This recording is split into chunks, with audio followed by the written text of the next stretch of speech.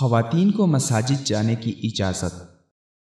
عن ابن عمر رضی اللہ عنہما عن النبی صلی اللہ علیہ وسلم اذا استأذنت امرأة احدكم الى المسجد فلا يمنعها۔